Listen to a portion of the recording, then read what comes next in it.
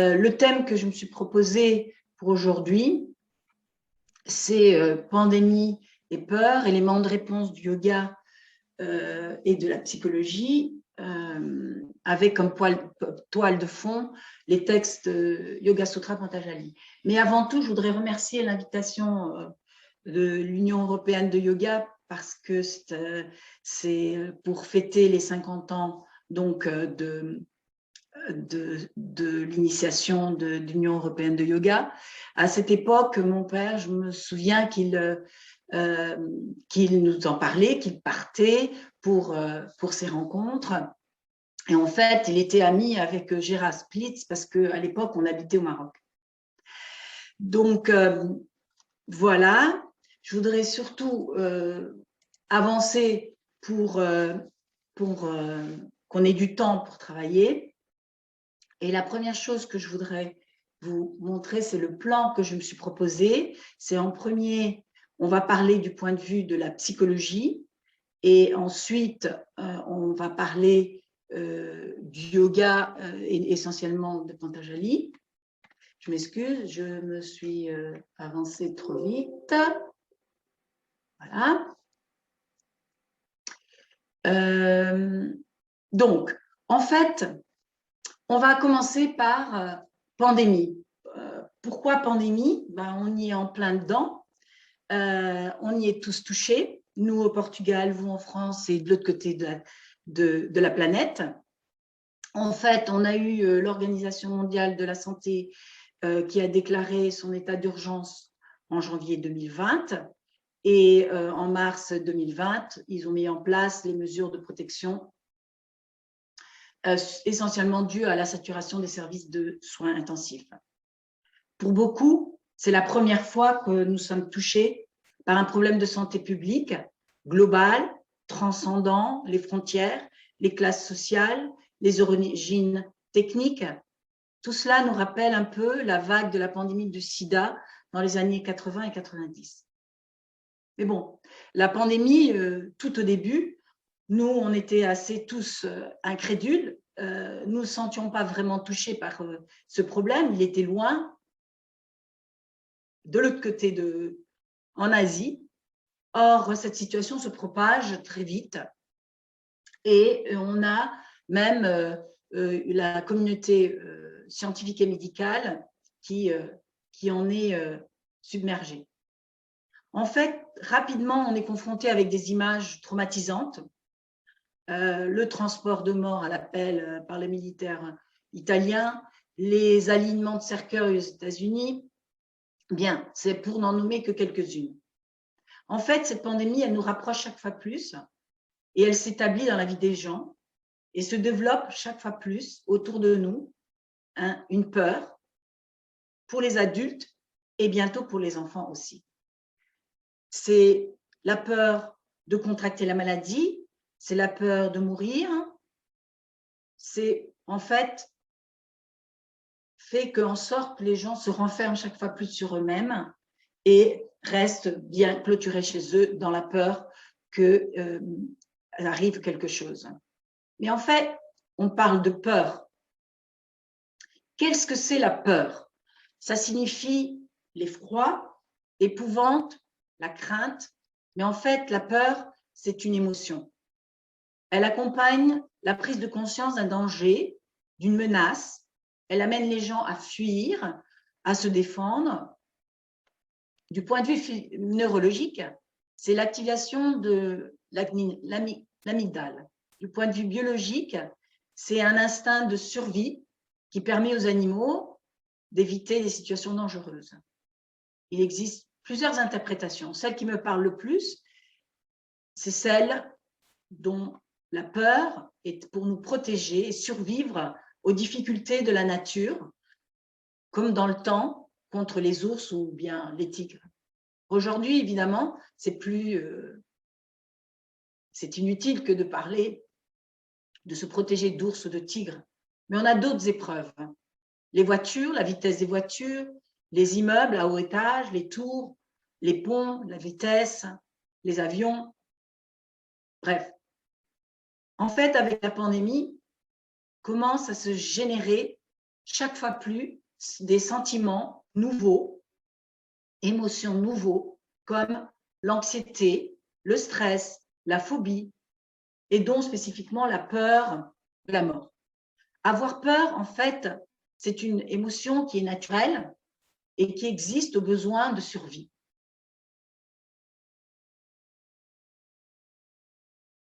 Mais qu'est-ce que c'est cette manifestation de peur? Comment est-ce qu'on la manifeste?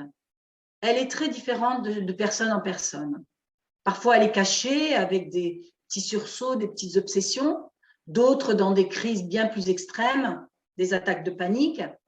On le voit aussi chez les enfants, tout au début, quand ils sont petits, quand ils se séparent des parents.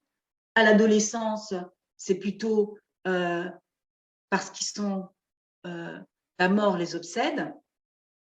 Mais pour en revenir à la pandémie, tout ça est nouveau pour nous tous. Parce qu'en fait, on ne sait toujours pas la cause de l'infection. Donc, se développe la peur de contracter la maladie, la peur de perdre son emploi, la peur de souffrir, la peur de perdre quelqu'un qu'on aime, la peur de sa propre mort. En fait, tout ça génère des phobies, des stress. C'est ce que nous allons voir un petit peu maintenant dans les slides qui vont suivre. Donc, qu'est-ce que la phobie? C'est une peur bien définie, persistante, sur une situation bien circonscrite. On peut parler de phobie de fermeture éclair, par exemple. Ça peut paraître incroyable, mais ça existe. Ça pose certains problèmes, mais c'est en partie très bien toléré, la phobie. Les personnes, elles le vivent très facilement avec une phobie parce que c'est très simple. Elles évitent l'objet phobique et sans jamais vraiment résoudre leur peur.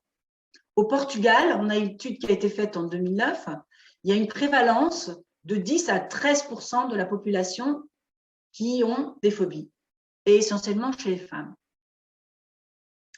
Il existe la phobie de la peur, donc de la mort, qui est le thanatophobie, qui est un sentiment très exagéré et de grande inquiétude.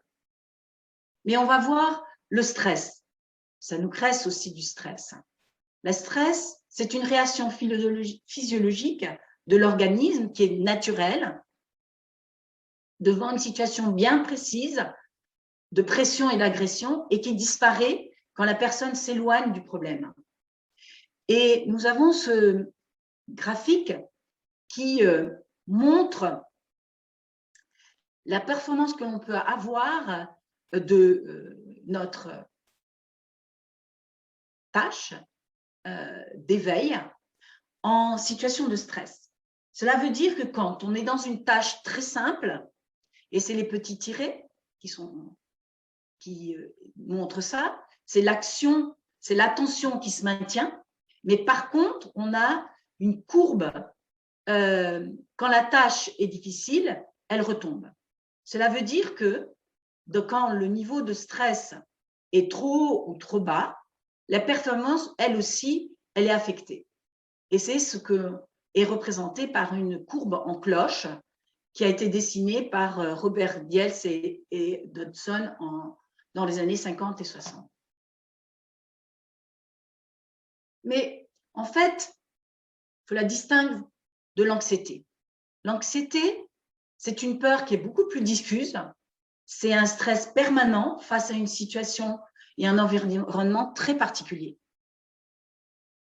L'anxiété, c'est un grand mal-être. Et en fait, elle se distingue de la peur.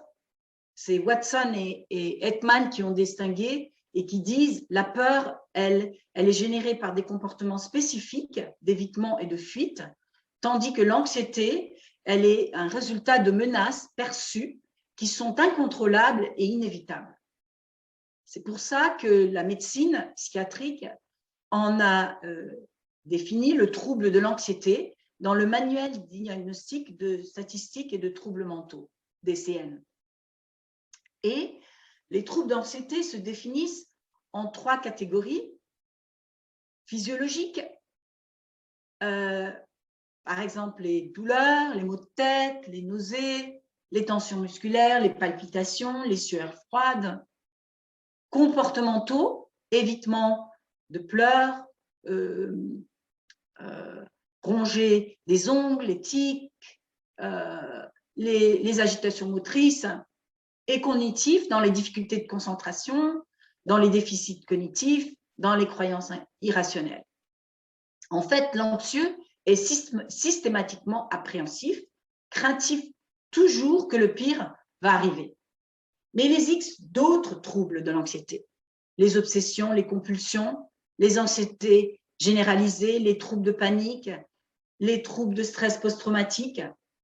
Ce qui est intéressant de voir, c'est que dans les études, et c'est dans les mêmes études que j'ai repris les pourcentages, c'est la prévalence d'anxiété au Portugal est de 2%. Ça veut dire que 3/4 de la population ont une anxiété pathologique qui demande, et ils ne demandent pas en fait d'aide psychiatrique. Ça veut dire que les thérapies simples sont peut-être suffisantes pour résoudre ces cas, ce qui voudrait dire aussi que sinon on pourrait avoir les hôpitaux complètement inondés de malades. Mais dans mes recherches... Magali, peço desculpa, estão a perguntar no chat se está a passar os diapositivos, porque nós aqui só estamos a ver a primeira página. Ah oui, claro que estou a passar. Então talvez seja bom pôr no modo da apresentação, é aqui assim à frente. Não, está em modo de apresentação. Nós aqui só estamos a ver a primeira página e não estamos a ver em modo de apresentação. Oh my God! Como é que é possível? Sim, fez bem a dizer. Se calhar talvez interromper e voltar. Vou voltar tudo? Acha que vale a pena? Não. Não, mas interromper e voltar a partilhar só para ver porque é que gravou, não sei. Porque tem estado sempre igual. Ok, péssime. Je m'excuse, je n'ai pas compris. Je croyais que mes slides passaient. Je vais reprendre, donc je vais réessayer. Voir ce qui se passe. Attendez. Ok, agora já está no modo de apresentação. Então, e agora? Vou fazer uma coisa de momento. Eu não percebi, eu estava a falar, né? Sinceramente. Não há problema. Que horror. Eu acho toda a Plus complètement, je n'avais pas du tout compris que vous ne voyez pas. Et encore, je me suis maintenant perdue. Ainda continua na primeira página, não sei se... Oui, é isso, isso aí eu tenho quase a certeza. Estou só a verificar aqui uma coisa e agora vou tentar. E agora, se passa, já viu a segunda? Sim, está a passar. Pois não sei. Obrigada. Vou ver se continua. A Joana pode me dizer se a próxima funciona, tá bem? Se não funciona, avise-me. Sim, tá bom.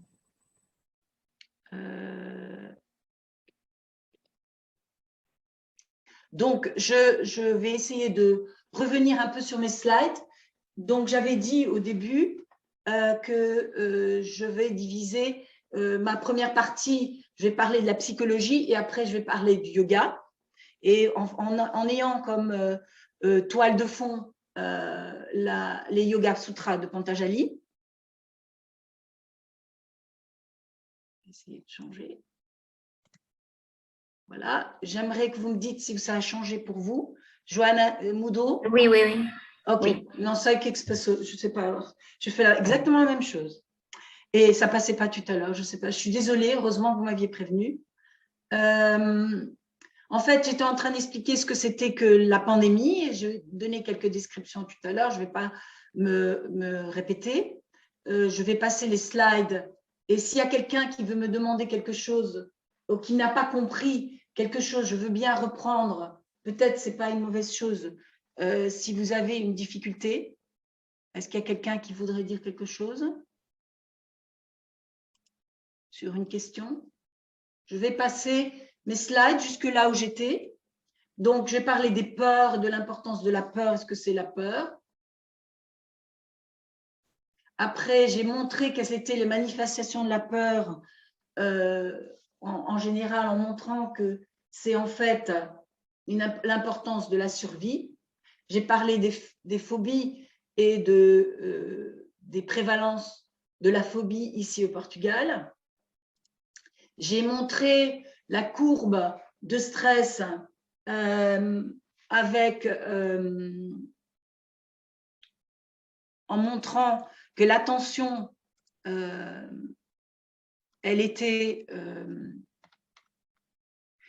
se perdait quand la tâche était difficile, et que après, j'ai montré que l'anxiété, c'était différent de la peur, en expliquant qu'il y avait certains troubles de l'anxiété comme physiologiques, comportementaux et cognitifs, avec une prévalence de 2% dans la population.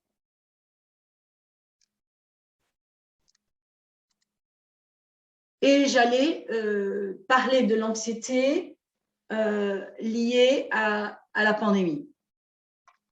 Donc, je vais peut-être faire un petit arrêt de partage.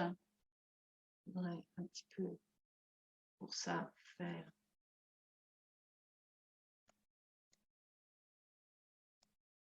Demander si quelques questions, si vous avez quelques questions, pour garantir que vous suivez mon exposé, parce que je vais passer, je voudrais travailler, là j'ai fait perdre du temps avec cette histoire, donc je voudrais savoir s'il y a quelques questions.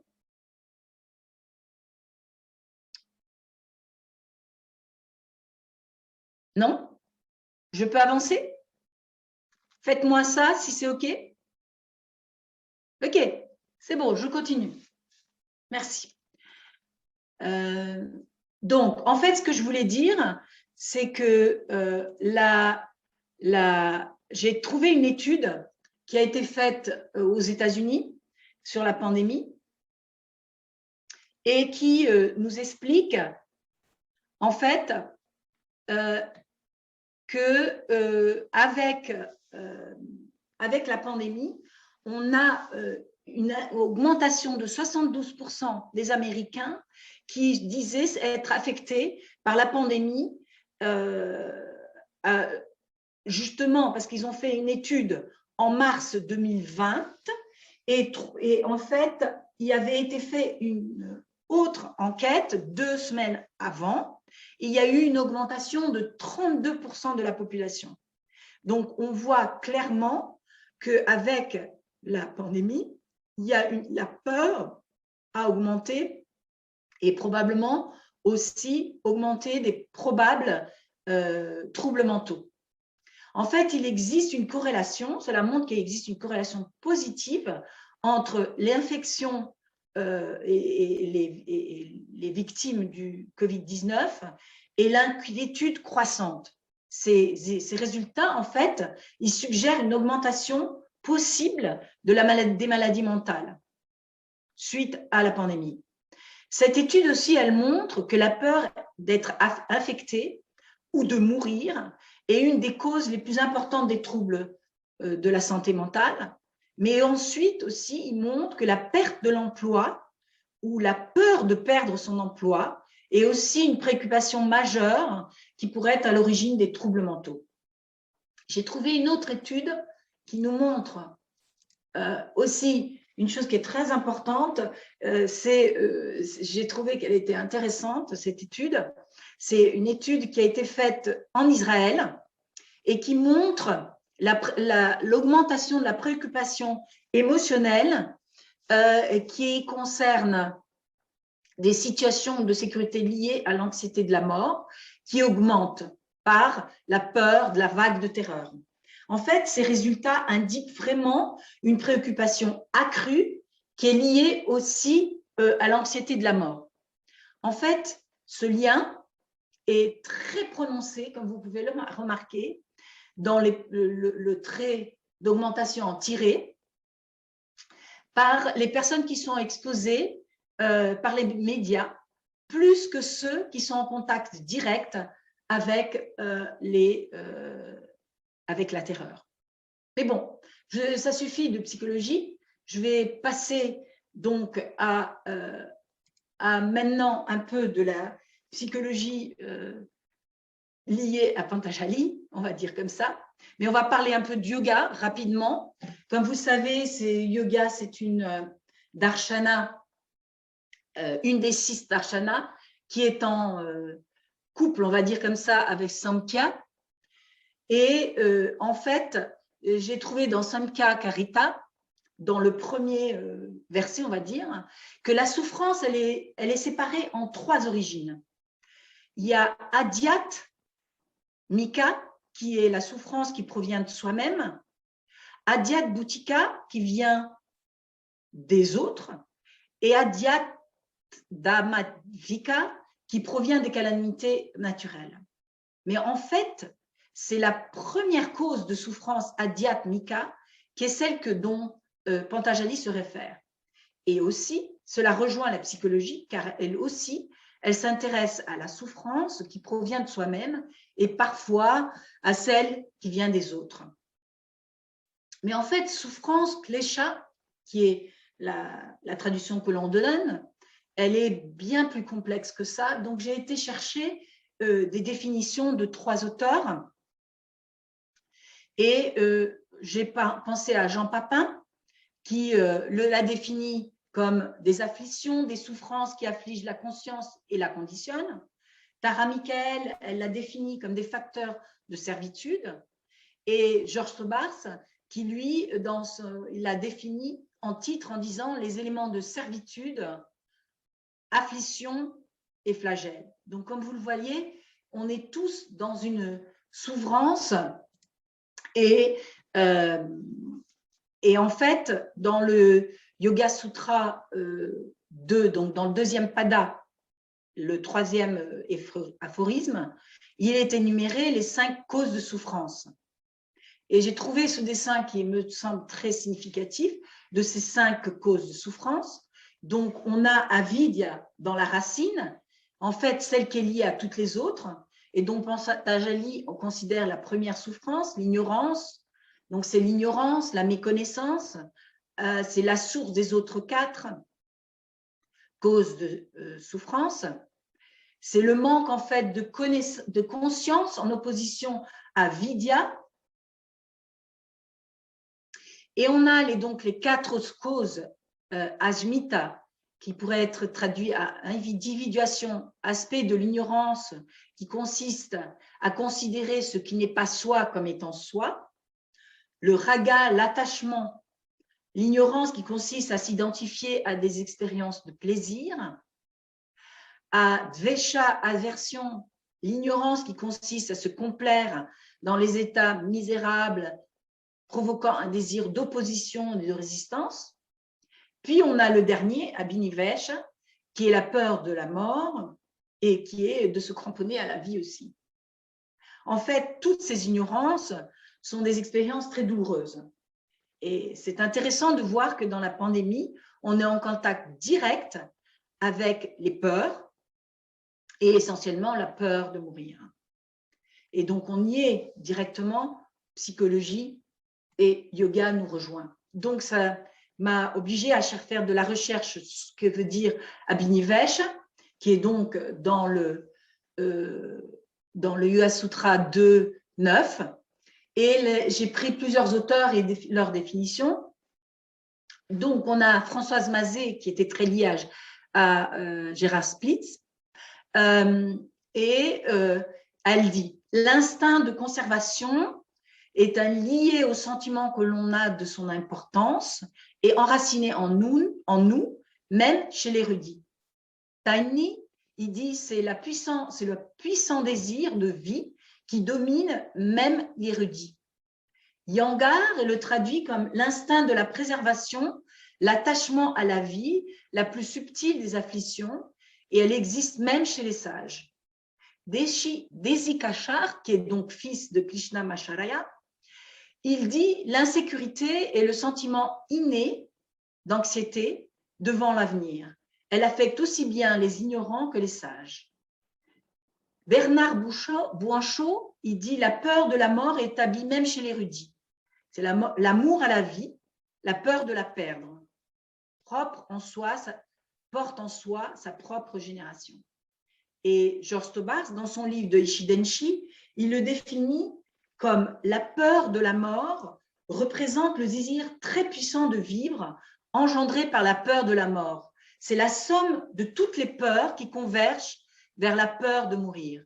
Le paroxysme de la peur, c'est la peur de l'abandon, la peur du changement, et les phobies, elles en sont les manifestations. Donc, bien sûr qu'en parlant de peur, on ne peut pas ne pas parler de Bhagavad Gita. Bien sûr, je ne vais pas m'allonger parce que je ne me sens pas du tout en mesure d'en parler. Cependant, il est sûr que cette épopée qui met ce personnage principal de Arjuna sur le champ de bataille contre ses frères, il est confronté directement à la mort, tant des autres que la sienne. Et c'est ce dialogue avec Krishna qui est très intéressante et qui a d'ailleurs des très bons commentaires dans la Bhagavad Gita écrit par George Tovarz. Malheureusement, c'était que en portugais, mais je le conseille vivement. Mais pour en finir avec une touche un petit peu plus positive, j'ai pensé à Edgar Morin, donc sociologue qui parle de la mort et qui écrit sur que l'être humain ait la conscience de la mort dès la préhistoire par 3 données contradictoires et interconnectées qui sont la conscience de la mort, la conscience de l'horreur de la mort et la conscience de la possibilité de surmonter l'horreur au travers de la survie par la réincarnation, par l'immortalité de la mort. Mais pour ses 100 ans sur France Culture, il transmet un message aux jeunes. En fait, lui, par son enthousiasme pour l'amour, et même parfois platonique, il considère l'amour comme un moteur puissant. Il leur conseille aux jeunes de choisir la force de Eros entre 2 grandes forces inséparables et ennemies, Eros et Thanatos. Et le message est ainsi: vivre intensément, c'est accepter le risque de mourir. Donc voilà, je vais départager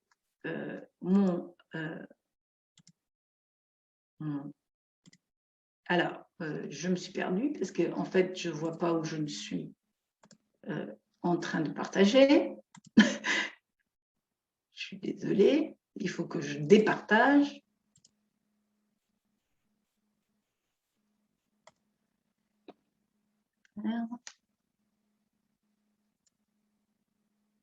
On va faire un exercice maintenant. Mais avant de faire l'exercice, je voudrais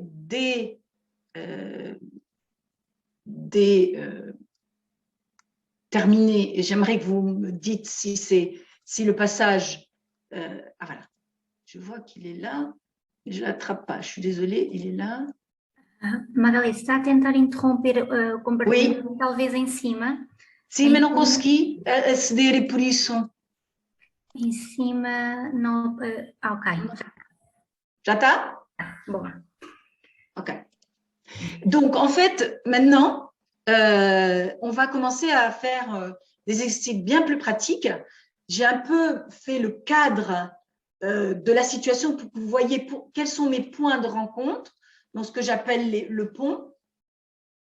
Et maintenant, mon idée, c'est de mettre en pratique ce pont. La première, c'est on va faire un exercice pratique.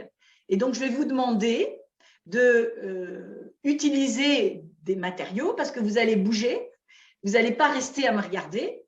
Vous allez poser des coussins, des livres par terre. Vous allez mettre, je vais expliquer, donc l'écran, il sera posé. Peut-être vous n'avez pas besoin de bouger l'écran, je suis désolée. C'est simplement, vous allez mettre des choses par terre. Et en fait, l'exercice que j'appelle, c'est un exercice d'imagination. Et les livres, les feuilles que vous allez mettre, les coussins que vous allez mettre par terre, ça va être vos obstacles. Et vous allez imaginer que vous êtes dans une forêt qui a un incendie et vous devez fuir de cet incendie. Et il y a une rivière. Et cette rivière, elle a des rochers. Et vous allez traverser la rivière au travers de ces rochers. Mais en fait, les rochers, c'est vos coussins, vos mouchoirs, vos papiers, vos livres, ce que vous avez autour. Et vous allez marcher tout doucement en vous équilibrant et en traversant la rivière. Donc, je vais vous donner un petit temps. Je vais vous voir, bien sûr, pour voir si vous ne vous perdez pas dans votre exercice. Et s'il y a une question, n'hésitez pas à me poser des questions. Je voudrais que vous passiez cette expérience. Vous vous positionnez comme si vous étiez en train de traverser la rivière. Oui?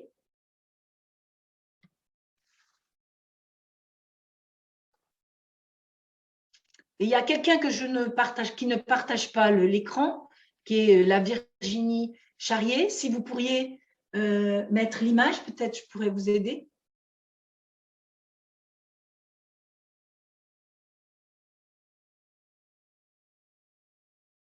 Voilà. Donc, je vois que vous avez posé presque tous les objets. Maintenant, allez-y et traversez et imaginez que vous avez de l'eau qui passe et qui vous gêne au travers.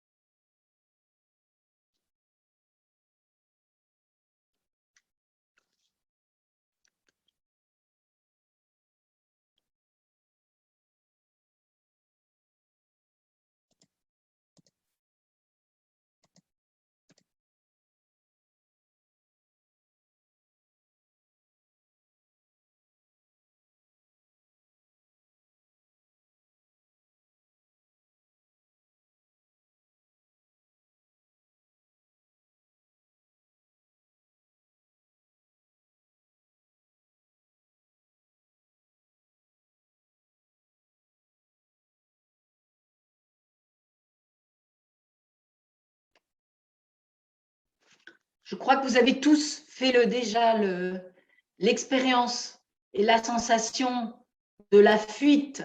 Et j'aimerais, donc, avant d'avancer, j'aimerais qu'on ait un petit groupe, on n'est pas beaucoup. J'aimerais que vous me dites un petit peu ce que vous avez ressenti en faisant l'expérience.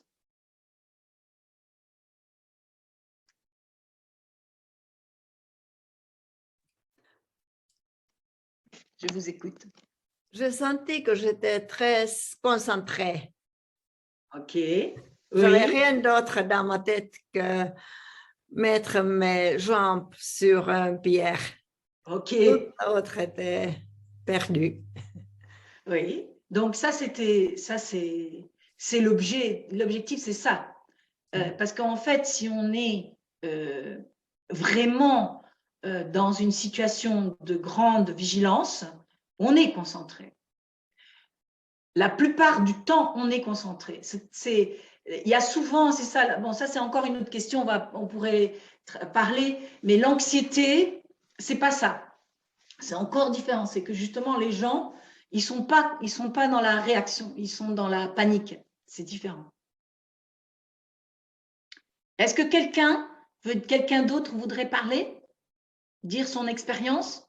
Par exemple, Virginie Charrier, que je n'ai pas vue. Maintenant, j'imagine que vous avez terminé votre exercice.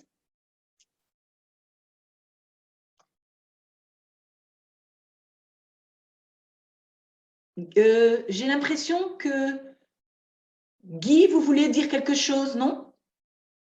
Mais j'entends rien. Je suis désolée, j'entends rien du tout.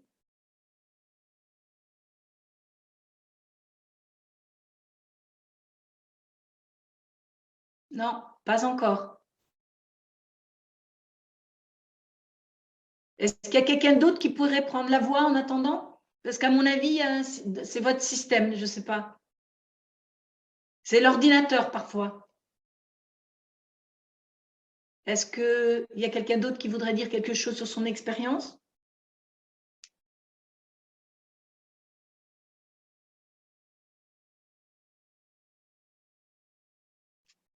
Ou est-ce qu'il y aurait quelqu'un qui a dit quelque chose? Je n'aurais pas vu. Ah oui, c'est ça.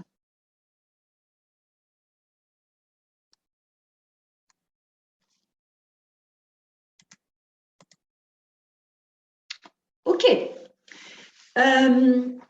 Donc, mon idée, c'est de faire maintenant un autre exercice. Et cet exercice, il est comme ça. Vous avez besoin d'une feuille. Et dans cette feuille, vous allez la plier en 3. D'accord? Et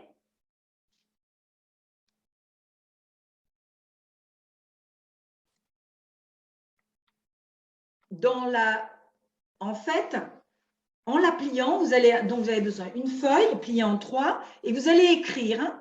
Donc, elle est pliée, n'est-ce pas, comme ça. Vous allez écrire devant comment vous êtes, comment je suis aujourd'hui. D'accord? Et dans l'autre bout, vous allez mettre comment je serai demain. Et au centre, c'est ce que vous voulez changer. Est-ce que vous avez compris le thème? Oui? Faites comme ça? C'est bon? Tout le monde a compris? OK. Donc, sur cette feuille, vous avez compris, vous la divisez. D'un côté, vous allez mettre ce que vous ressentez au jour d'aujourd'hui. Et à l'autre bout, vous allez mettre ce que vous voulez être demain.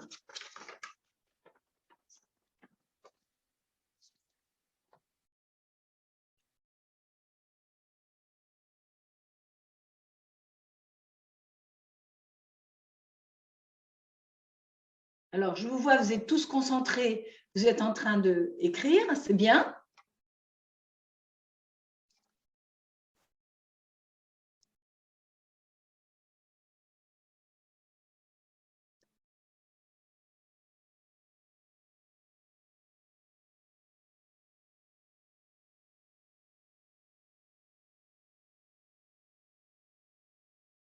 Et en fait, au centre, donc je suppose que vous avez déjà écrit, au centre, c'est ce que vous pourriez changer.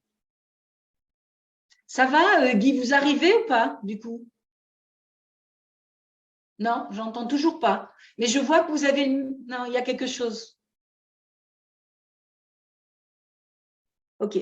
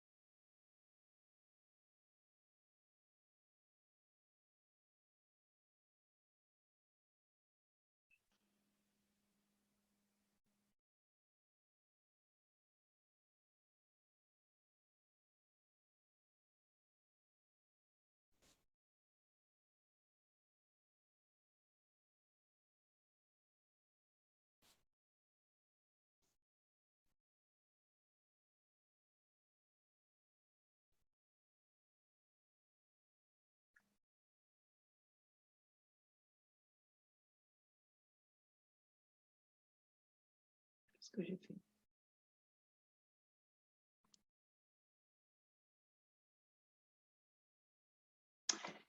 Donc, en fait, mon exercice, il s'appelle la patate chaude. OK? Je ne l'ai pas dit au début, mais en fait, c'est parce que comme ça, maintenant, vous allez comprendre.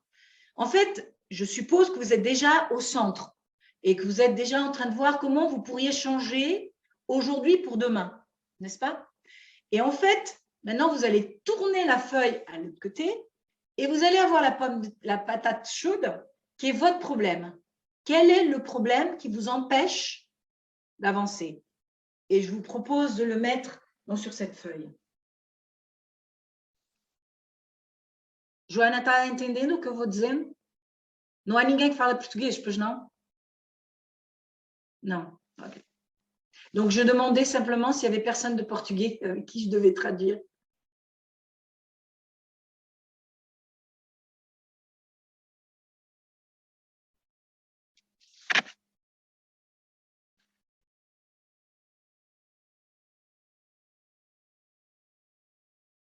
Ok. Alors, je propose, quand vous avez fini, de partager, parce que en psychologie, c'est très important ce partage, ça permet d'avancer. Parce que si on ne partage pas, la plupart du temps, la voix, en fait, elle a un côté thérapeutique.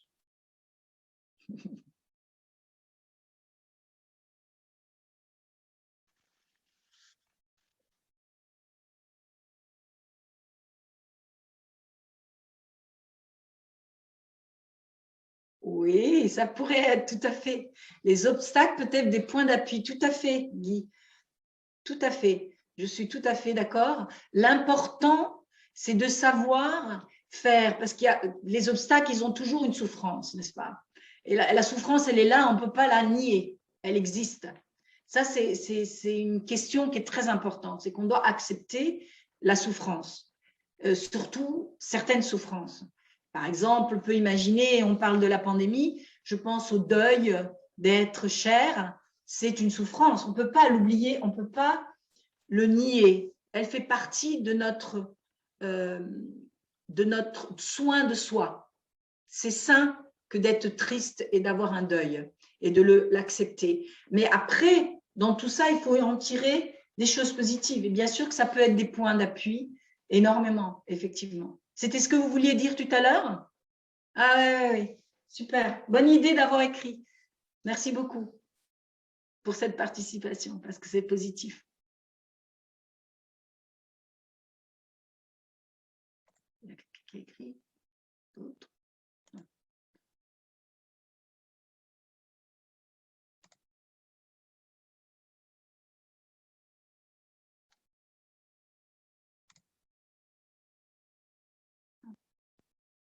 Qu'est-ce qui se passe?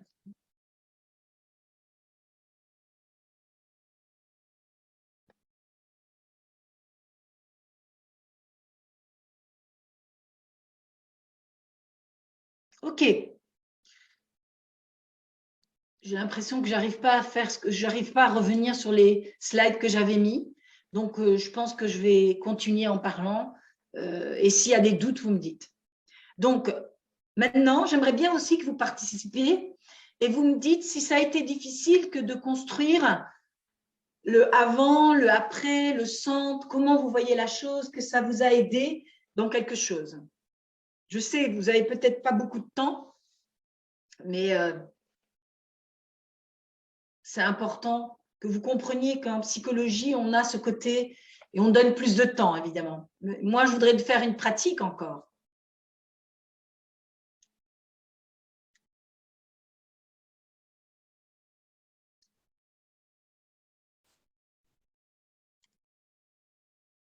Est-ce qu'il y a quelqu'un qui voudrait participer, parler, partager?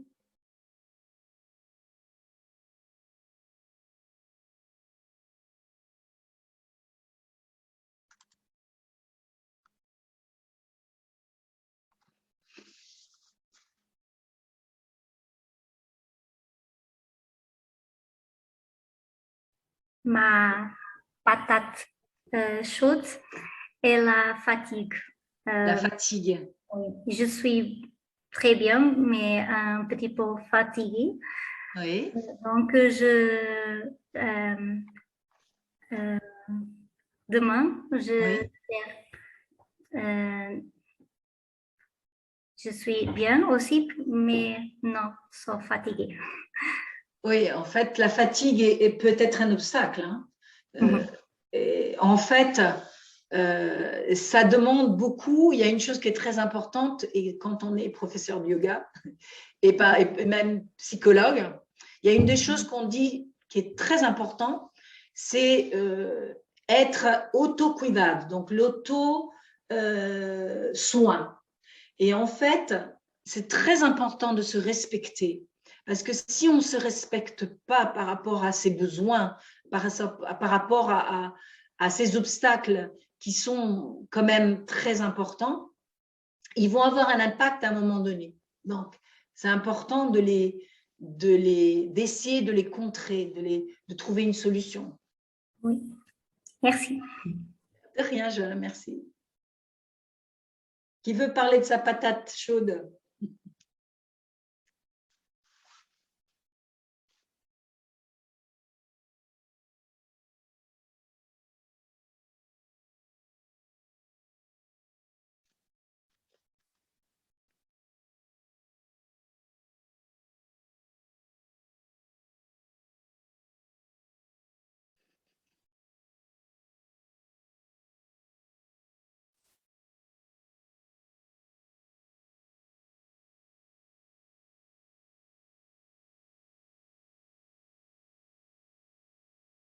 Ok.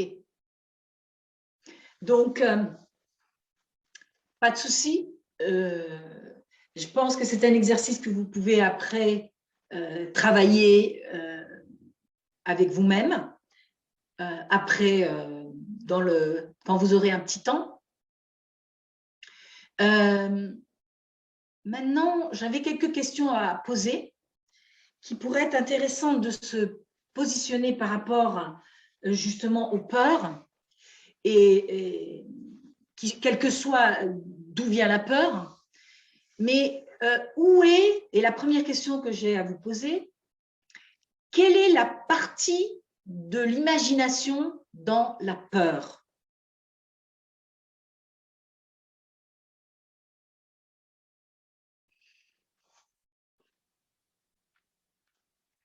Est-ce que vous avez quelque chose que vous aimeriez dire par rapport à cette question?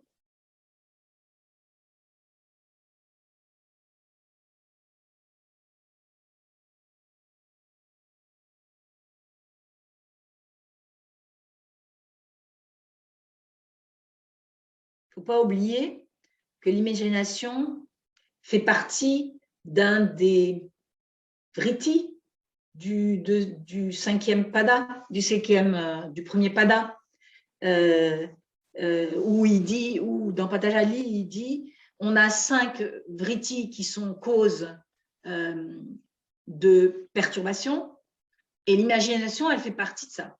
On a la question du raisonnement juste, du raisonnement erroné, de la mémoire, du rêve avec du sommeil avec rêve, et on a l'imagination.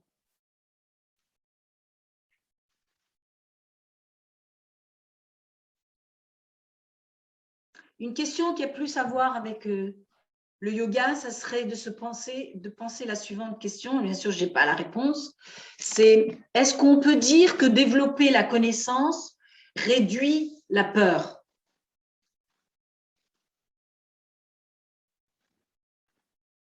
Est-ce que vous voulez dire quelque chose par rapport à ça? Parce qu'en fait, on a ce avidya, qui est la connaissance, qui est justement la non-connaissance ou la méconnaissance. Et donc, si on a la connaissance, est-ce qu'on a des peurs? J'étais en train de réfléchir par rapport à la pandémie et je me disais qu'il y a connaissance et méconnaissance, parce que sur les réseaux sociaux, bien sûr, il circule toutes sortes de choses. Et puis, je pense aussi aux personnes qui sont très informées, qui savent exactement combien de cas de Covid il y a dans le quartier, dans la ville, etc., qui sont très informées, mais qui ont aussi très peur et qui, à la limite, je me dis parfois que davantage de connaissances alimente la peur quelque part. Enfin, la connaissance peut permettre de comprendre et donc d'avoir moins peur, mais elle peut permettre aussi de parfois avoir encore plus peur parce qu'on se dit mais oulala, il y a vraiment un très gros problème dans ma ville ou près de chez moi, ou, etc. Donc, je suis en train de penser qu'il y a peut-être ces deux aspects, permettre de réduire la peur parce qu'on comprend et on a les bonnes informations, on n'est pas en train de croire n'importe quoi, mais d'un autre côté, potentiellement alimenter la peur parce que plus on en sait, plus on se dit mais oui, le problème est vraiment, il est grave, il est, voilà. Oui, Oui, je pense que vous avez tout à fait raison. Il n'y a pas vraiment une réponse en ce qui concerne la pandémie. Ici, la question, enfin, ce que je pense qu'il y a une autre question qui se soulève, c'est la question de la connaissance en général, de vidya, n'est-ce pas? De la connaissance. Est-ce que le fait que l'on pratique le yoga, parce que je suppose que tout le monde pratique le yoga, je suis en tout cas dans cette perspective, je pense que tout le monde pratique, je l'espère, parce qu'on va pratiquer. Je n'ai pas prévu un cours pour initiation, j'ai prévu pour quelqu'un qui sait ce que c'est un petit peu, le yoga. Mais donc, est-ce que notre connaissance, on va dire comme ça, est-ce qu'elle pourrait réduire notre peur?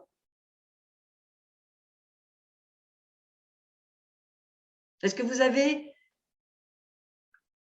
une autre réponse? Sinon, j'avance pour dire encore une autre chose avant d'avancer à notre cours.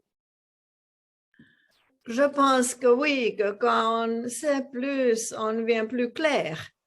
Que la clarité souvent nous empêche d'avoir aussi peur parce qu'on n'est plus clair sur les choses et c'est moins d'imagination parce que souvent c'est l'imagination qui nous fait aussi penser les choses. Quelquefois, quand on imagine le pire. Tout à fait, tout à fait. Quand on sait un peu plus, on a la clarité, on devient plus sattvique. Et quand on est plus sattvique, on est en contact avec le cœur sattvique qui dit que d'accord, les choses changent autour de nous, mais on peut être en lien avec l'intérieur et la clarté. C'est difficile pour moi d'expliquer, mais non, mais j'ai compris. Non, oui. Vous avez bien exprimé, c'est sûr que le fait qu'on est plus focalisé, les choses elles sont plus faciles à comprendre et moins donc il y a moins d'illusions, on va dire, n'est-ce pas? C'est ça. Il y a moins d'illusions. Oui, parce que quand on parle d'imagination, on peut parler des mayas, hein, des illusions, clairement. Tout à fait. Mais en fait, tout à l'heure, j'étais en train de penser, et je suppose que pour tous ceux qui pratiquent le yoga, la pandémie, elle n'a pas été quelque chose, c'est-à-dire qu'on avait déjà une certaine discipline envers nous-mêmes qui permettait de pratiquer, faire des méditations, que ce soit tout seul ou en groupe. Il y avait cet appui que peut-être nous a aidés dans la pandémie, le fait de pouvoir être avec soi-même d'une façon qui était tranquille, calme, pour pas dire, bien sûr pas éliminer, pas dans le sens de éliminer, de simplement d'être bien avec soi-même, dans une chose très simple, relaxé, calme, en paix. Et ça, c'était, je dois dire que ça, c'était un outil, on va dire, qui est bon, qui a été bon, je pense, pour tous ceux qui ont déjà un petit peu d'expérience. Ceux qui n'avaient pas du tout d'expérience, c'était parfois très difficile parce qu'ils n'avaient aucun moyen, toujours dans l'activité, toujours dans la peur, évidemment.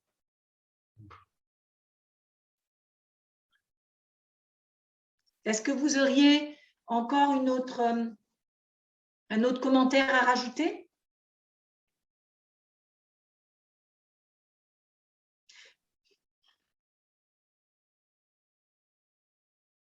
Aviez-vous bien ressenti la convergence qu'il existe entre yoga et psychologie avec ces exercices? Est-ce que vous avez senti qu'avec la peur, on était en train de toucher à des peurs aussi que dans les Yoga Sutras nous présentent pour travailler?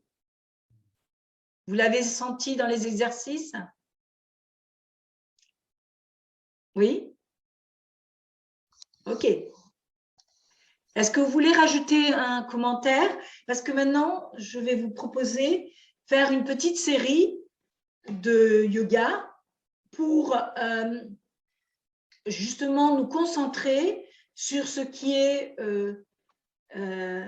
les non-souffrances, ou peut-être les souffrances physiques, les souffrances physiques qui sont aussi des souffrances qui peuvent nous aider, qui peuvent ne pas nous aider ou nous aider, ça dépend. Mais en fait, mon idée, c'était parce que Svayaya, on nous dit toujours, c'est l'importance de l'étude des textes, mais pas seulement, c'est aussi de la connaissance de soi. Et c'est pour ça que je ne peux pas ne pas faire une pratique. C'est trop important que l'on mette en marche tout ça. Et donc, je propose une série. Je ne vous connais pas en termes physiques, puisque je ne vous connais pas, bref. S'il y a quelques difficultés et que m'échappe quelque chose, n'hésitez pas à me poser une question. S'il y a une posture qui vous coûte, qui vous est dure, je vous propose une variante ou si vous avancez plus, avancez plus.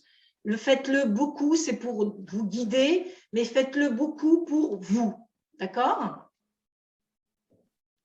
Donc, vous allez mettre... donc, moi, il va falloir que je fasse autrement ici.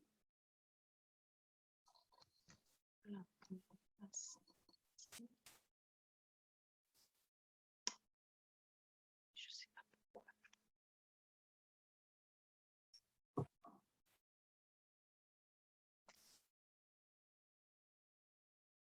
OK.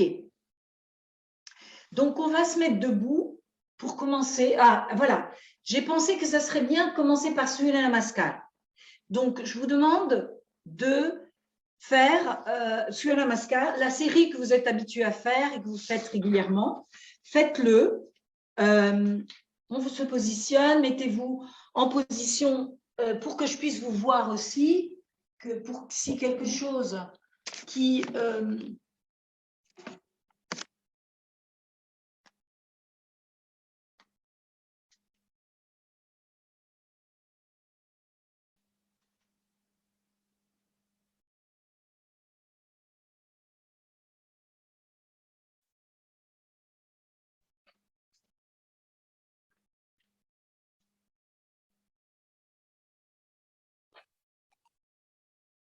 il faut que je mette mon écran différemment.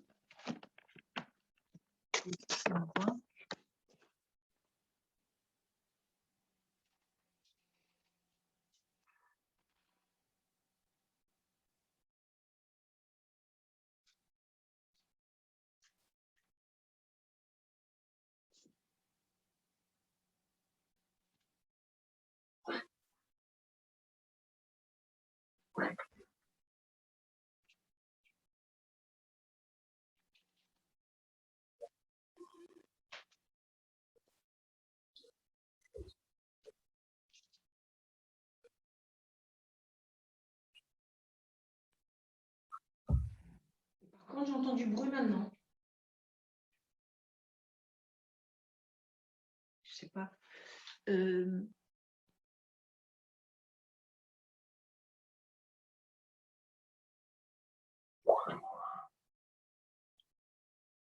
Ah, vous savez, Guy, je crois que je vous entends maintenant. Parlez pour voir. Oui, oui, vous Oui, m'entendez? je vous entends. Finalement, je vous entends. Ça a mis du temps. Ouais, j'ai trouvé la solution. Sauf que maintenant, on ne veut plus vous entendre. C'est ça. Travaille sur la peur. Comme quoi, les ordinateurs, ils ne font pas ce qu'on veut. Hein. Exactement.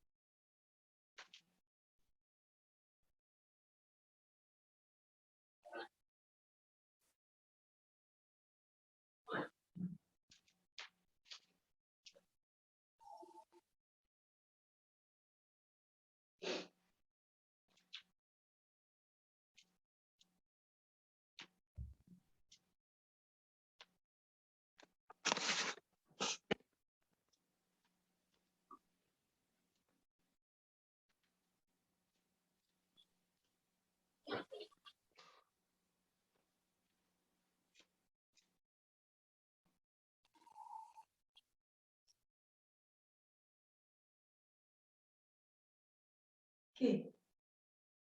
Vous finissez votre série et on va se mettre debout. Alors, je vais vous montrer, les pieds, ils sont alignés. En fait, il faut que je vous montre en haut et en bas parce que mon écran, je vois qu'il ne prend pas tout. J'ai l'impression qu'il ne prend pas tout. Donc, on a les bras alignés, coudes, épaules et coudes. Les paumes de main, une regarde l'autre, mais bien alignées. Et les pieds sont aussi alignés. La jambe, on va commencer avec la jambe gauche devant et le pied droit derrière. Avec bien cet alignement tout au long de la colonne vertébrale.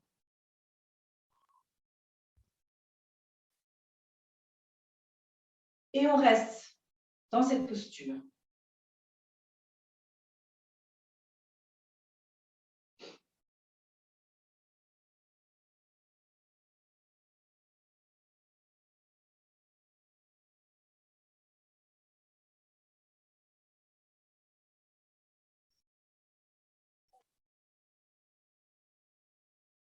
Une respiration calme, tranquille, apaisante.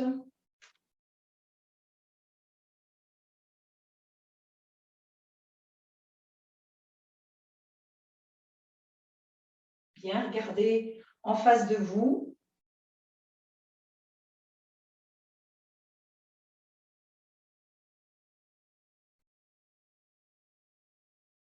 Et maintenant, on va descendre le corps parallèle au sol avec une incidence, peut-être que vous ne voyez pas, mais l'important, c'est que ici, on soit parallèle au sol. Donc, vous devriez sentir allongé, étiré au niveau des lombaires jusqu'au cervical. Donc, on est même en train de travailler non seulement au niveau de la ceinture pelvique qu'au niveau de la ceinture scapulaire.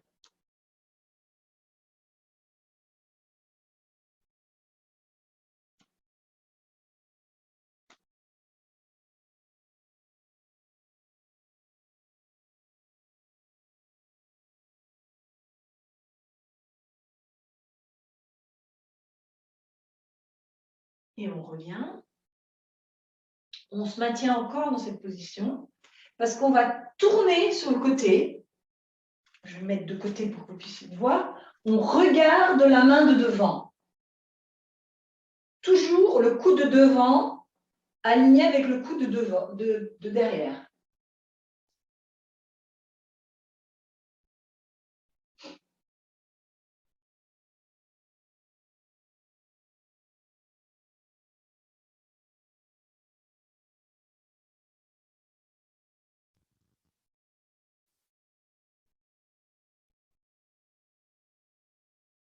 Et maintenant, on va s'incliner sur le côté le plus possible, toujours en regardant la paume de la main.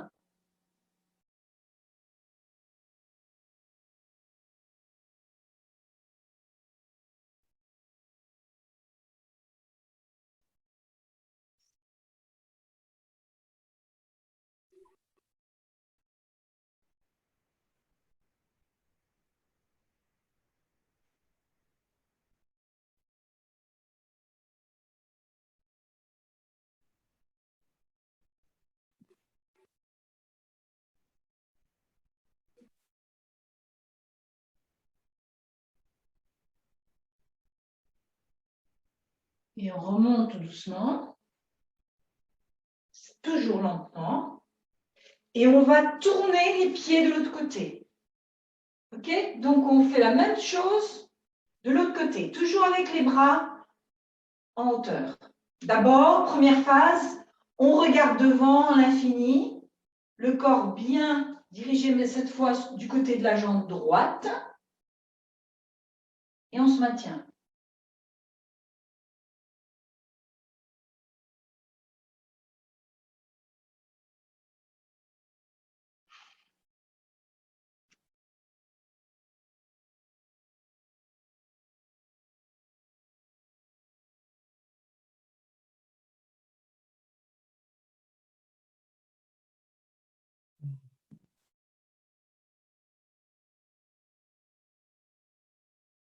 Et maintenant, on s'incline devant nous, parallèle au sol, avec la même incidence tout au long de la colonne vertébrale.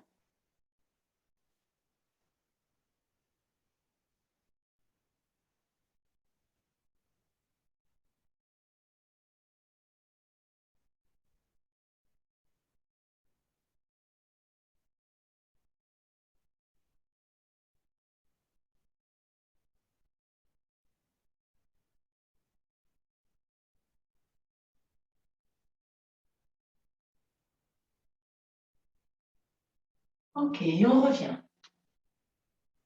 On revient, on tourne le corps sur le côté, on regarde la paume de la main droite.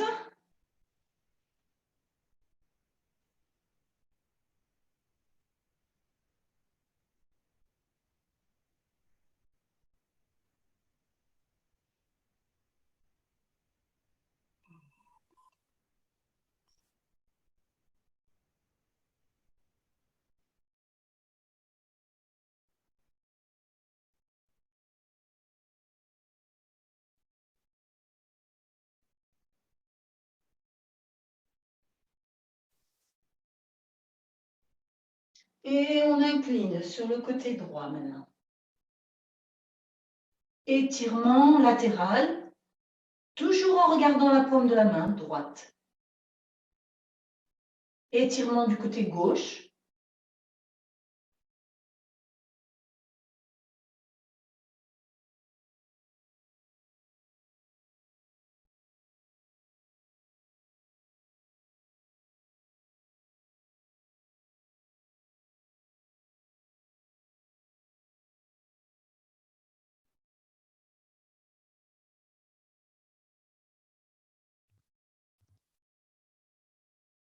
Et on revient.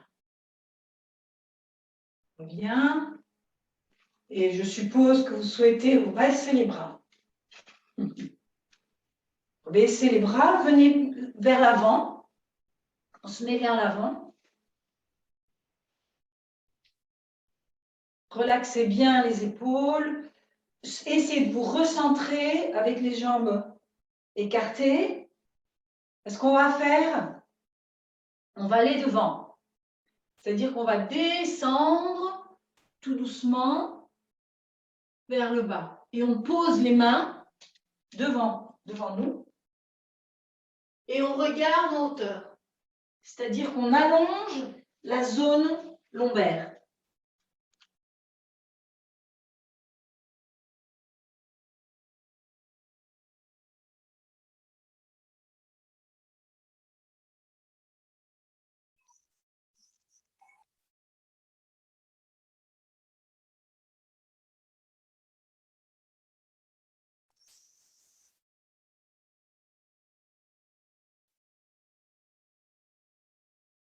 Et maintenant, on va approcher tout doucement les mains du côté des jambes et laisser tomber le tronc devant vous.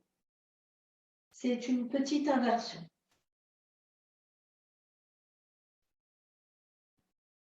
Voilà. Laissez le tronc décontracté, relâché. Le propre corps va travailler par lui-même.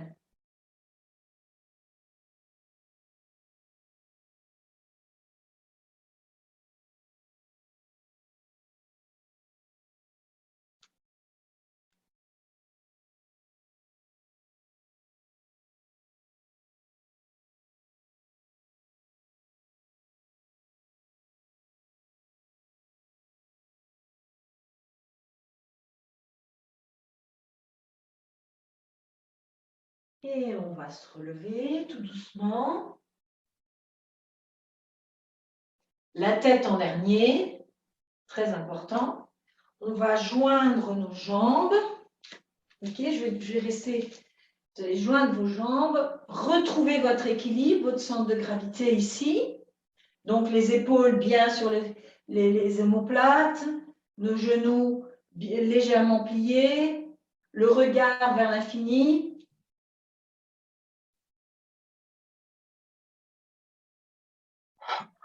Respiration calme. Et on va inspirer avec nos bras qui se lèvent. OK? Et on va descendre en pliant les genoux. D'accord? On revient. Inspire.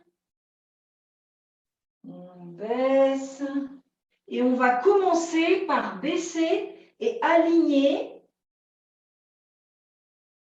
genoux, bassin et bras. OK? Inspire. Expire.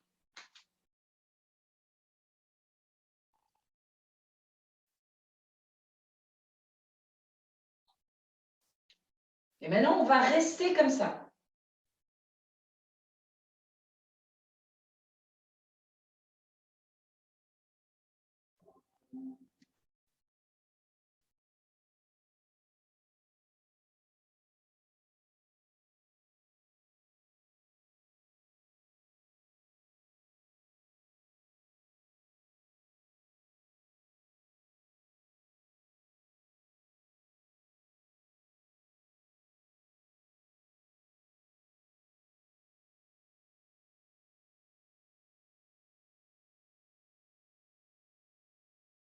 Et on revient. Retrouvez votre centre de nouveau. Et maintenant, on va, peut-être c'est mieux quand même de côté. J'inspire et on incline plus ou moins comme ça. Les genoux, c'est la même chose, mais le corps, le tronc et les bras sont alignés en diagonale, on va dire. Et on se maintient. Uttanasana. Voilà, c'est ça, exactement.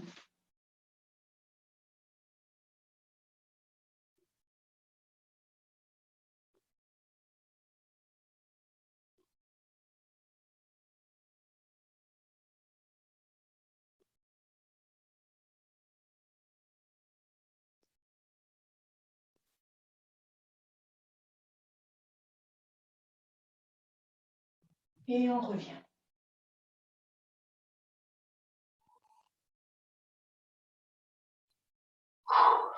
Respiration, calme, tranquille. Si vous sentez que vous avez perdu votre rythme de respiration ou votre centre ou votre rythme cardiaque, il faut récupérer avant de passer à autre chose. Ok, je propose maintenant qu'on s'allonge. Seulement, je vois que certaines personnes, il va falloir baisser votre écran pour que je puisse vous voir, parce que sinon, je ne vois pas. Et on va s'allonger, et moi-même, je dois baisser, je vois aussi mon écran. Donc, je vais baisser l'écran pour que vous puissiez me voir. Et on va s'allonger d'abord au sol.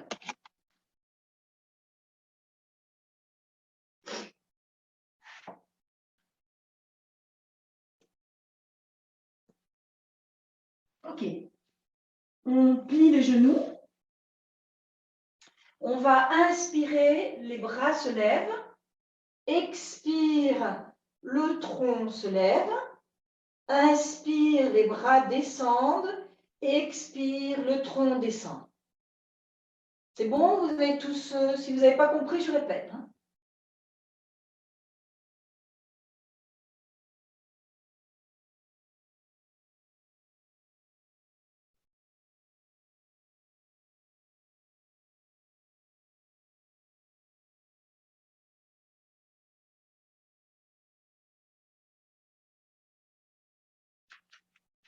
Ok. Maintenant, on va faire Dvipadapita. Donc, on soulève le tronc et on va mettre nos mains au talon. Et on soulève le tronc. Et la respiration dans Dvipadapita, c'est vraiment une respiration abdominale.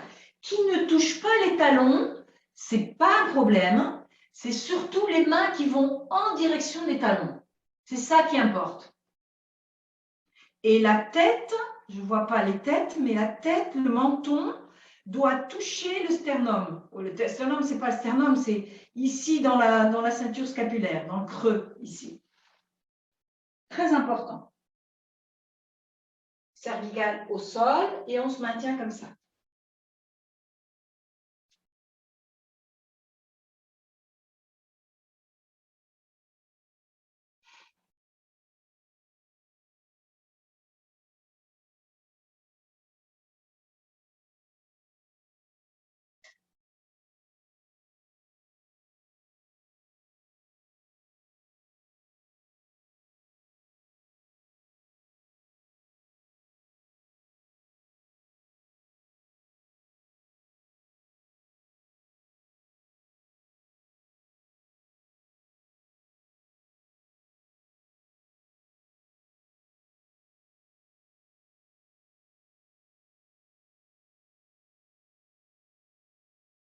Et on va descendre petit à petit, vertèbre à vertèbre, au sol.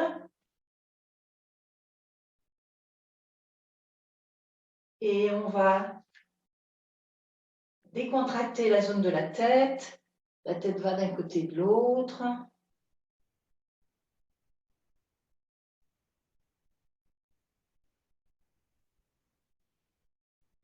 Expire, la tête descend. On inspire, elle remonte. Expire, elle descend de l'autre côté.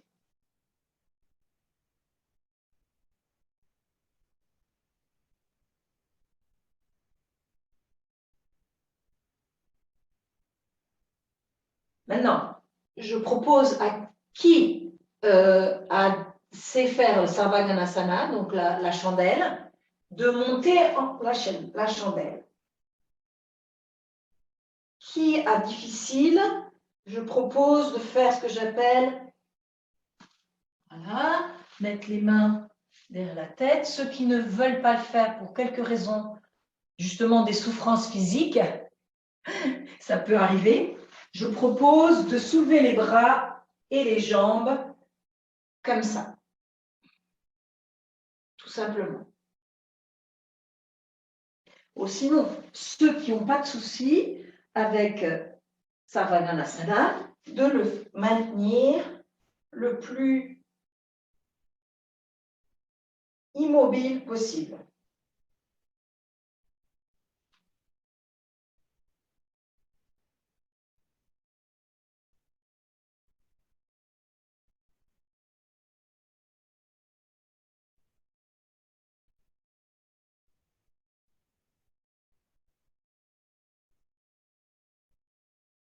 Et on va descendre les jambes en arrière. On peut croiser les doigts derrière. Donc, en fait, on fait Halasana, la charrue.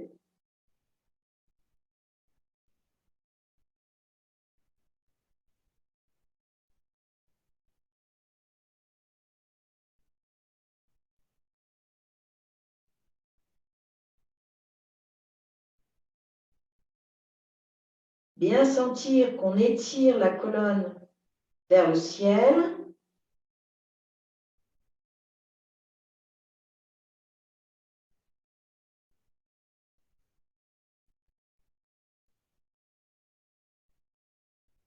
Et on va tout doucement revenir vertèbre à vertèbre au sol, très lentement, le plus lentement possible.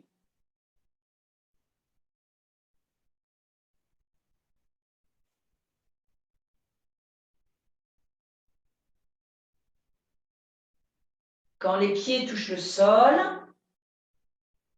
on va de nouveau faire ces petits mouvements avec la tête, lentement d'un côté, tête au menton, mais lentement, doucement, accompagné de votre respiration.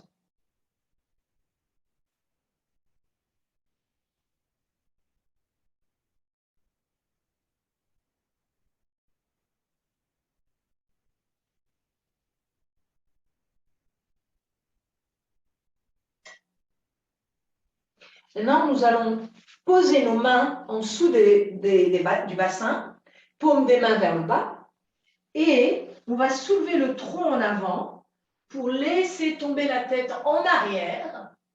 Quand la tête touche le sol, Matsyasana, on positionne bien le tout pour soulever mains et pieds en regardant, très important, en regardant le sol. Donc, je voudrais la tête au sol. Non, je refais. Je vois qu'il y a des hésitations. Donc, je refais. Donc, la tête en arrière. Les mains, quand il y a équilibre, vous pouvez soulever bras et jambes dans le même alignement. La tête, le bassin sont nos appuis.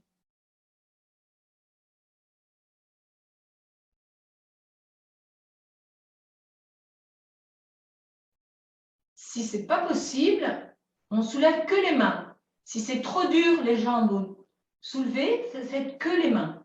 D'accord?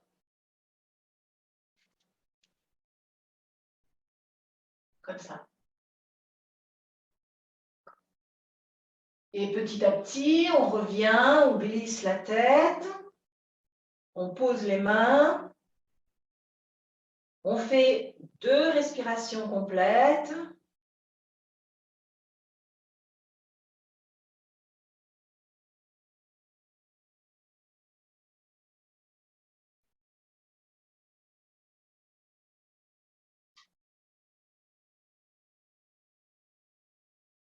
On plie les genoux, on les pose sur le côté et nous allons nous asseoir en Dandasana. Donc, c'est tout simplement comme ça. Les jambes, elles sont étendues devant nous, les mains au niveau du bassin et on regarde devant à l'infini.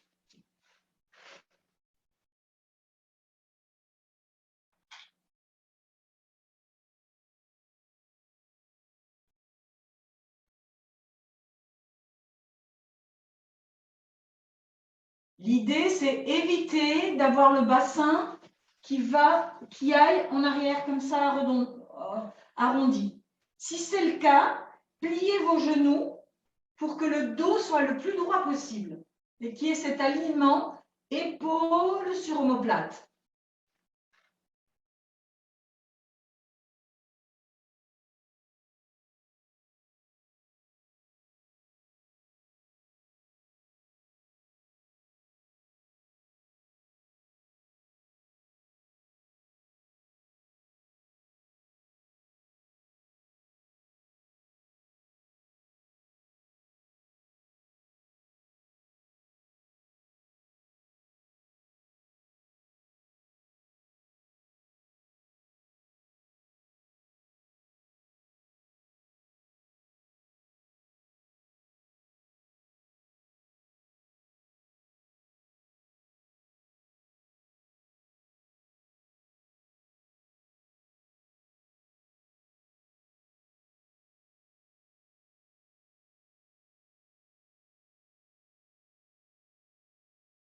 Et on décontracte, on se positionne dans cette posture de pause.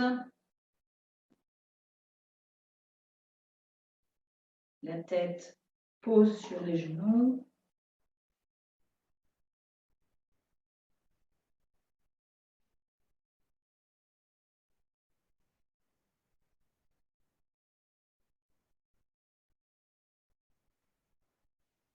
Et maintenant, on va faire Kumukasana.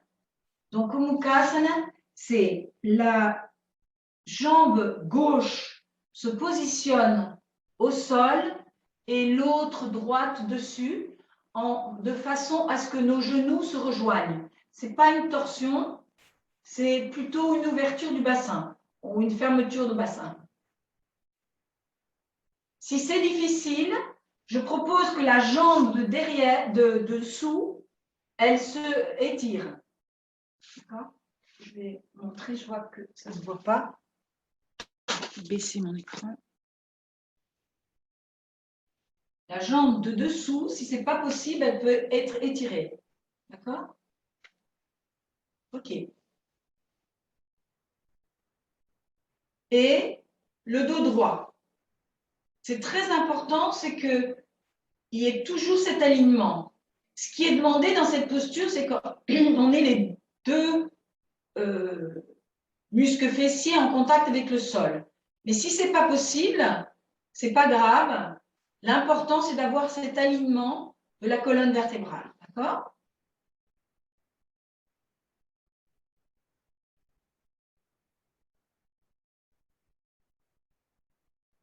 Et je vais proposer de rajouter, pour aider à avoir votre dos droit, c'est de mettre les mains derrière le dos dans les zones dorsales, les bras de cette façon. Ça incide un peu plus sur la correction des dorsales.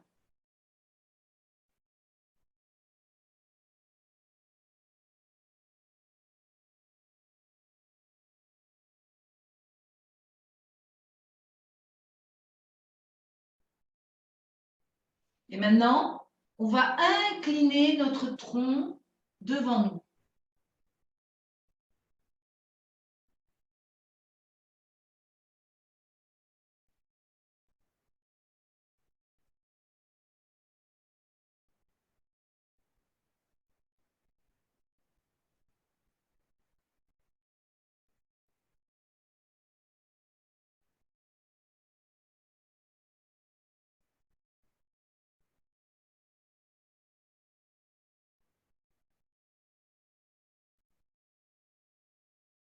On va revenir, défaire la posture. Et on met la jambe qui était au-dessous, on la met dessus. D'accord? Première phase. Ainsi, si c'est plus trop difficile, la jambe du dessous, elle étire. On a toujours un côté mieux que l'autre, de toute manière. Donc, pas de souci. L'important, c'est d'essayer que les genoux se touchent le plus possible.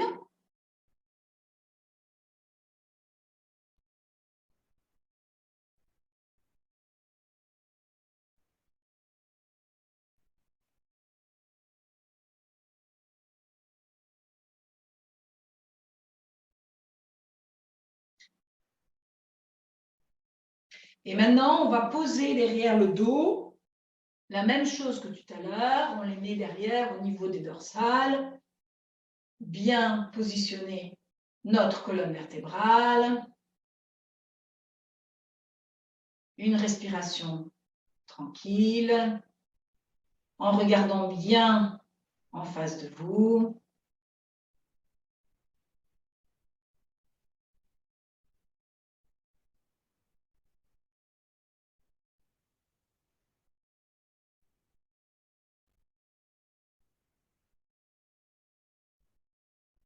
Et maintenant, on incline devant. Le ventre touche d'abord, ce n'est pas la tête qui arrive au genou, mais c'est le ventre qui touche la cuisse.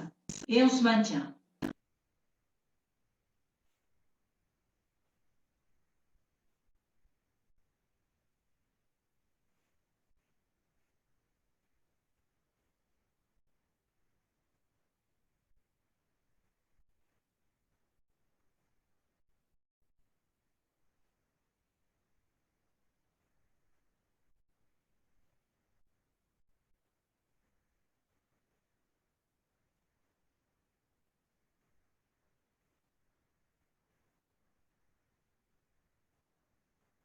Et on revient.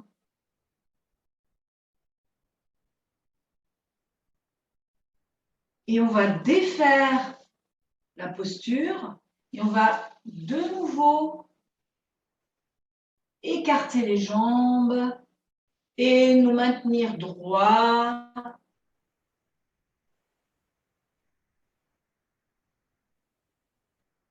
Dans cette position.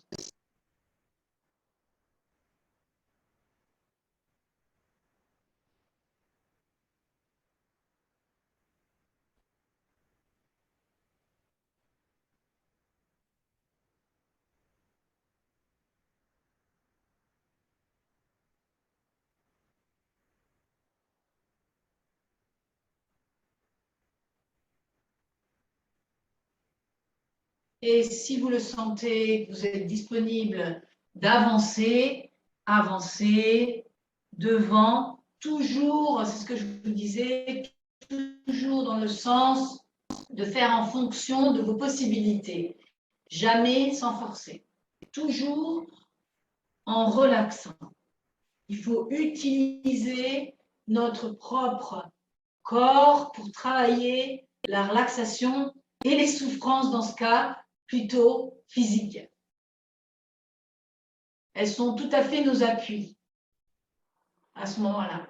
Il faut savoir les utiliser, oui.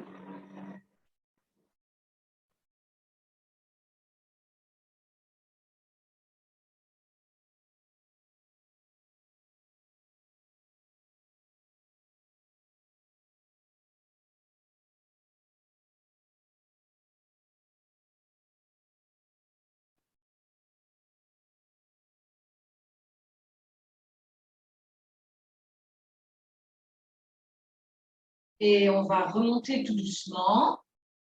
On va rejoindre nos pieds. On va mettre nos jambes, nos bras en arrière. On va faire Purvottanasana comme posture. La tête, elle ne tombe pas en arrière, elle est alignée.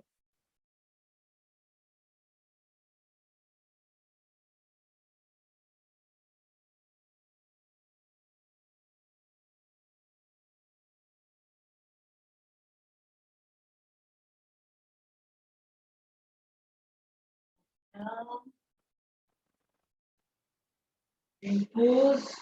Je m'excuse, je pense que vous entendez, j'ai du bruit à l'extérieur. J'espère que vous n'entendez pas trop.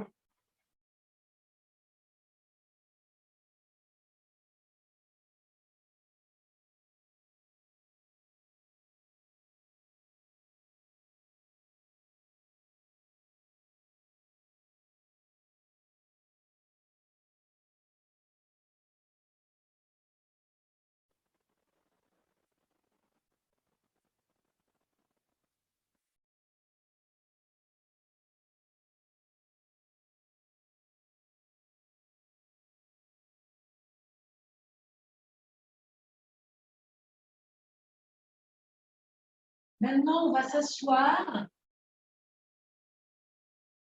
avec les jambes, je ne sais pas si vous voyez bien, les jambes pliées sur les côtés.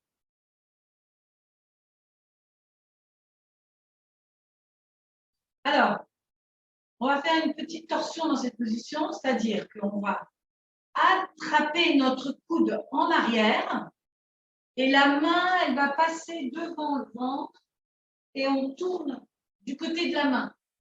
Donc, oui, Brigitte, c'est bon, c'est ce côté. Sauf que votre main arrière, elle devrait prendre votre coude devant, par l'arrière. Oui, c'est ça, exactement. S'il n'attrape pas, c'est pas grave, elle va dans le sens. Oui, voilà, ce serait ça, exact. Mais si vous n'y arrivez pas, c'est pas grave, elle va dans le sens 2.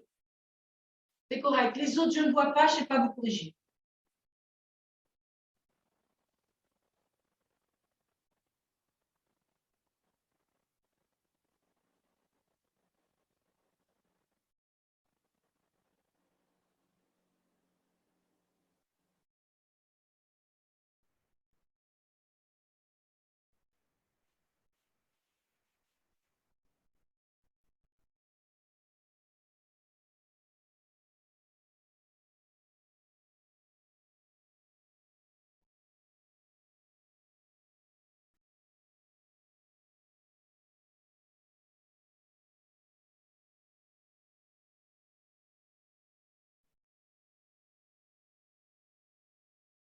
Et on va faire Bharadvajasana de l'autre côté. Les jambes, elles changent de côté.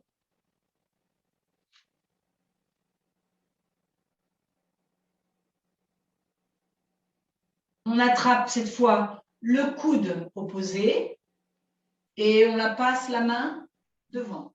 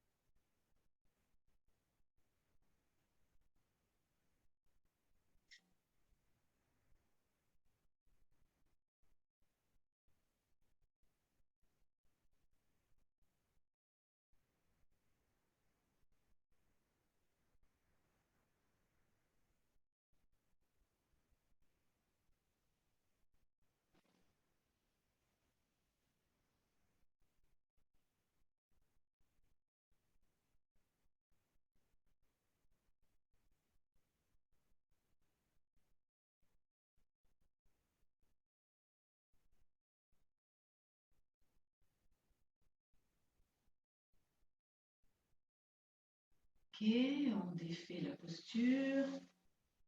On passe les jambes devant. On fait une petite pause devant nous.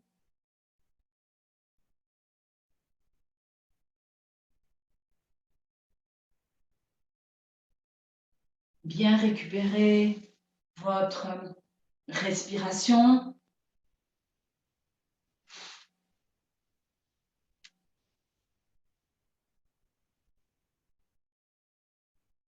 Et je vais vous proposer de faire un petit exercice de respiration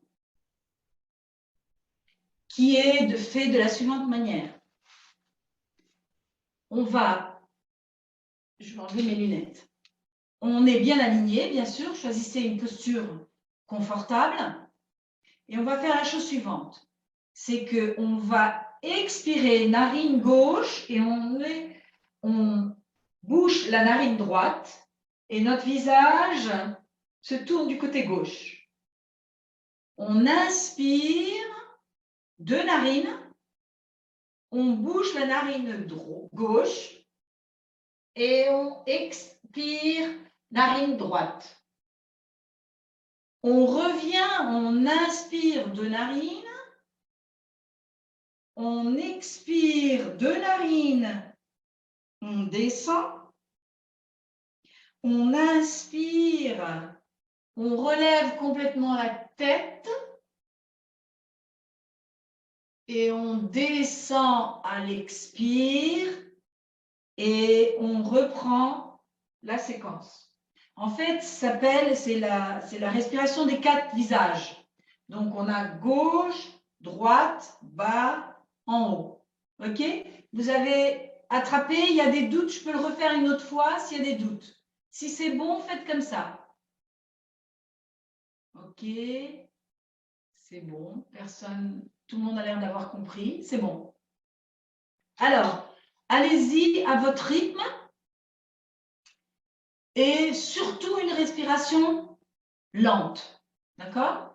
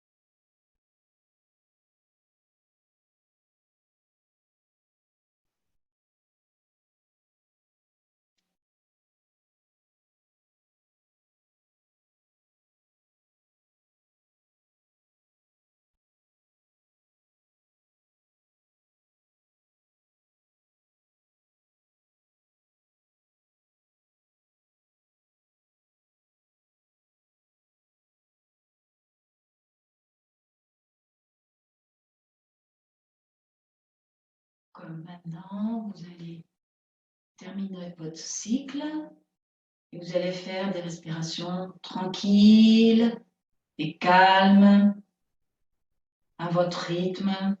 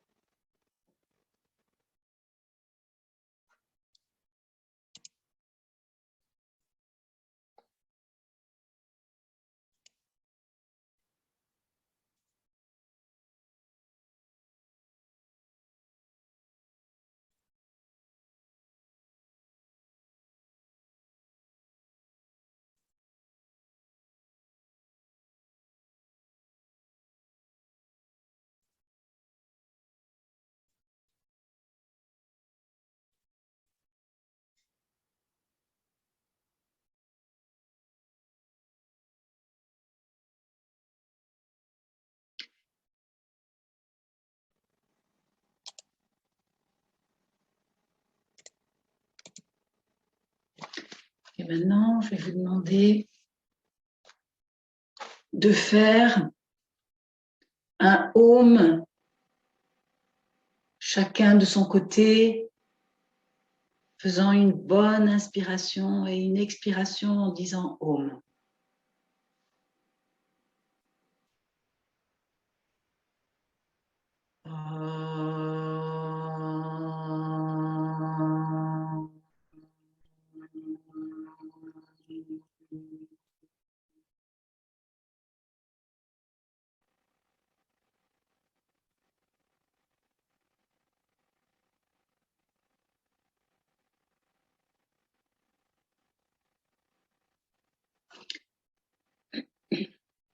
Je voudrais vous demander, est-ce que vous voyez l'écran partagé avec l'image des asanas? Non, je vais passer.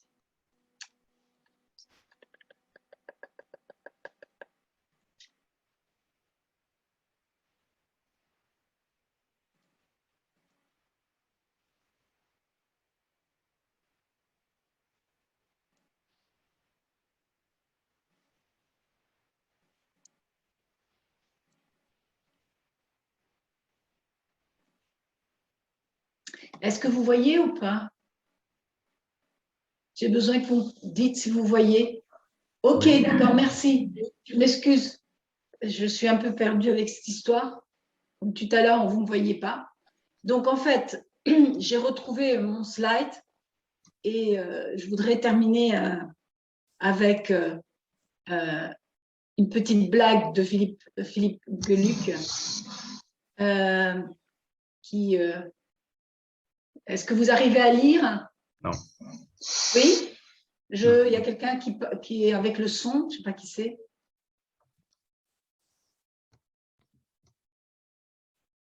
C'est une petite blague.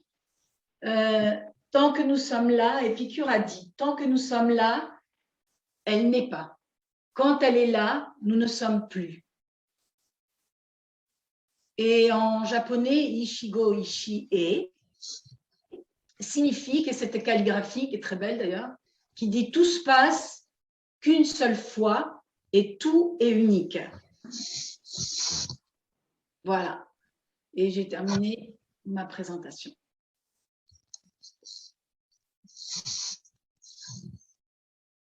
Et bien sûr que je suis maintenant disponible pour quelques questions que vous auriez pu, que vous n'avez pas tout à l'heure éventuellement dit ou autre chose. Je suis disponible le reste des 5-6 minutes qui nous restent.